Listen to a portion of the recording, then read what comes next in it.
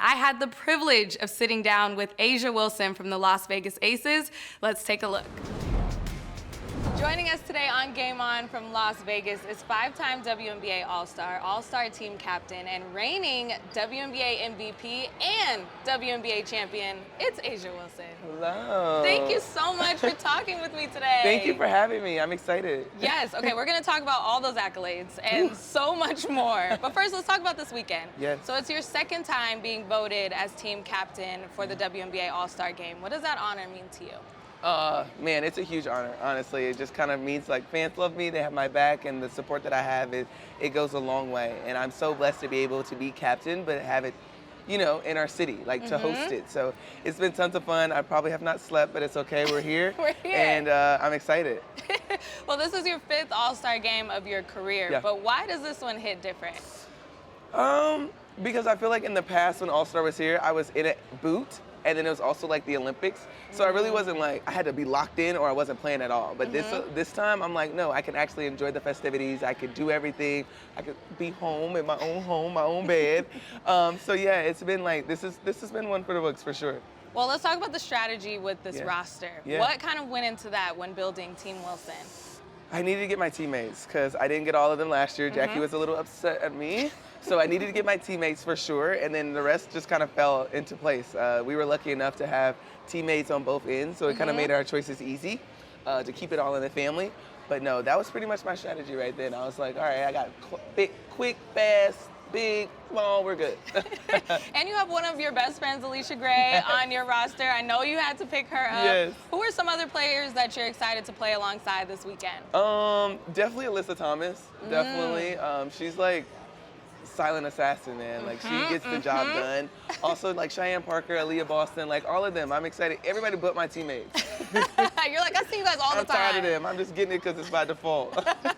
Well, speaking of that, we actually got to talk to Becky Hammond yesterday. She said you're in charge too. If you want those receipts, we got that. We got that on camera. That's crazy because I definitely said she's in charge. So at this point, we don't know who's in charge. But what has it been like, you know, having her as a coach, but also as a coach for Team Wilson? It's been incredible. Like anyone that has been in the path of Becky Hammond is like, you always just have a vibe about her that she's just so real. She's down to earth. She is who she is, and I can greatly appreciate that. And that she's a coach that you want to play and win for. Yeah. So I'm super excited just to have that, and also just her be the All-Star coach, which is super cool. I just noticed I stole the other team's coaches' players for Connecticut. So I already have something up my sleeve with that. Didn't even know. There you go. That's the strategy It just right registered there. with me. Isn't she great? Stick around. We'll have more with my interview with A'ja Wilson after the break.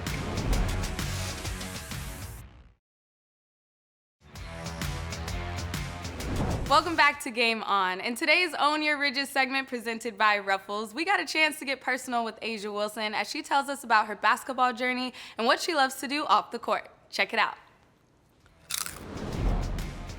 Okay, let's switch gears a little bit. We're gonna take it back. Yeah. So basketball is a huge part of your life now, but Yeah. what was that beginning days like, that journey to when you first Yeah. started playing basketball? I always joke with myself when people's like, when's the first time you started playing? I was like, 13 is when I started putting on a uniform because I wasn't good. But actually playing, I would say like 15, 16 years old. So my early stages were just learning how to be a good teammate, being happy around my teammates, supporting them. And then as I started to like wanting to contribute to winning, that's when I started to put the work in. So my journey, it hasn't been like, get it out the mud, but it's been a struggle. Like nothing has been easy, and hopefully I've earned everything that I have been receiving, and it's just a lot of blessings. I'm one grateful, lucky girl. Didn't your dad say when you were in those early days, like, okay, I'm paying for this AAU. Yeah. You gotta get better. Yes, my dad was like definitely penny pinching. He was like, all right, ballet, you was stage fright, take her out.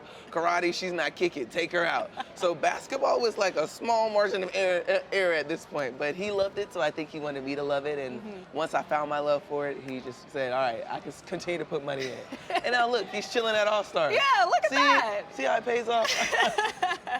Okay, so in college, you know, you grew up in South Carolina, Yeah. but what was that deciding factor to go and play for Dawn Staley at the University of South Carolina? Two big ones. The first one had to be, obviously, she's a woman that looks like me, and she's been through everything that I wanted to go through. So why not have the person that's been through it tell you everything about it firsthand? Yeah. And second, my grandmother, she never got a chance to see me play until my freshman year exhibition game. fell at noon. I remember like it was like the perfect setup for her. She didn't have to be out late. And it allowed her to, see me, watch me. I went to her house on off days, like the whole nine. So that moment was definitely something I cherished a lot. And you accomplished so much while you were there at South Carolina, but you have a statue. You have a statue on campus. Is that still a pinch me moment for you? It is, and I think it's only because I don't live in South Carolina, so I don't see it. So when I see it, it's like a monument that I'm like, oh snap, it's here. Yeah. But it's super cool that my parents can live it. That's they're over the top about it. And I love that for them. But yeah, it's been a blessing. It really has. Oh, that's incredible. Okay, so on the academic side, you have really been outspoken and expressed how school wasn't always easy for you because you have dyslexia. But how did you kind of embrace that challenge and work through it? The people around me. And my mom always says it takes a village to raise a knucklehead. And that's me. And the people around me really helped me, find a foundation that I was happy with and understand that it's my race and I can go at my own pace. And that's something that I'm like always saying to myself. Yeah. And I'm grateful to be surrounded by like my awesome agent Jade, like my parents, people around me at a Clutch agency, like everyone is contributing to me to help me feel comfortable to then share my story. Yeah. Well, now the Asia Wilson Foundation is really centered around that. Tell us a little bit more about that. Yeah, I knew coming out of college I wanted to make sure children and families had the resources that I had when their child has a learning disability. So our foundation makes that possible. And then we have partnerships with Microsoft to allow them to have tablets that read aloud for them at their own pace. Like those little things, I'm like, I wish I had this in college. I might have been a straight A student. But I'm going to say that was my reason why I wasn't a straight A student. But like those little things is what I wanted to, help families and young people know that they can still be successful with dyslexia or any learning disability. You've been so outspoken about that on social media. You are our queen of Twitter. We'll get you a crown eventually, I'm sure of it. I love that. Where does that confidence come from to be yourself, whether it's on social media, whether it's here with me, whether it's on the court? Where does that confidence come from? I don't know. I think it probably just comes from my family, my mom, my dad, everybody. They just always told me to be me, through and through. And I felt like I was in this stage where I was trying to people please, and I lost myself, and it sucked. It didn't feel good. Yeah. And the minute I was like, you know what, I am who I am. Take me for as I am. I just started to have more fun. And I think people look at Twitter and think that I'm either being serious or too jokey, and I'm like, that's me. Only time I'm probably really serious is on a basketball court. Even then, I'm cracking a smile. So I just like to enjoy life. It's way too short. And sometimes on Twitter, it's good for our mental health to stay off of it because of those comments and things like that. How do you choose to clap back to some of those comments around the WNBA or women's sports in general? I guess that's me unplugging. I like to clap back because I like people to understand that I'm human. You're not going, this app is on my phone just like it's on your phone. And this is me. And I think the minute they realize that, oh snap, she's a human, then it starts to look a little different because it's like, oh no, she's definitely giving me the time of day. And I'm like, absolutely. Because you wanted to give me the time of day, sir. And it's normally men, so I'm like, yeah, I really got to go after you. So no, I find a lot of fun in just getting under people's skin because I'm like, you tried to do it to me, so now look.